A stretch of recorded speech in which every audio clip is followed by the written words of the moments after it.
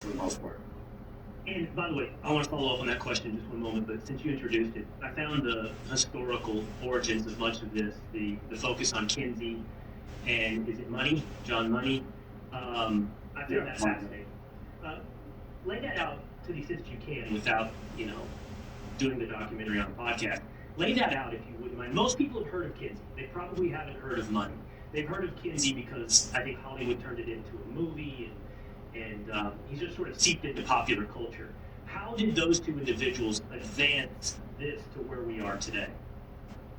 Yeah, that's the thing. I mean, people have heard of Kinsey through Hollywood, but the thing is, if you've heard of Kinsey through Hollywood, then you haven't really heard of Kinsey, because that's not like the reality of Kinsey. It was really just a monstrous person and a fraud and just a quack.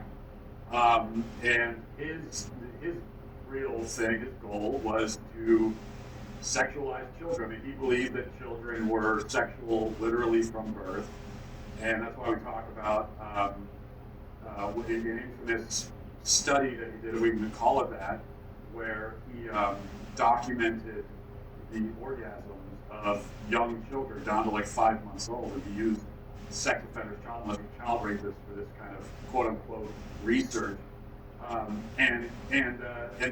This was his effort to, kind of make it clear that we are inherently sexual beings from birth. And then you have Kinsey, okay, you have him there. And then we have John Money, who now we're going over into the gender side of it.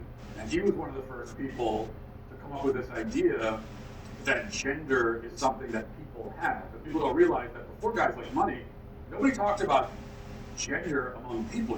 People had a sex, male or female, man or woman, and gender was linguistic, like words had gender. You have masculine and feminine words. Money was among the first to say, no, people have a gender and a sex. And he coined terms like gender identity. I think sexual orientation is a term he coined as well.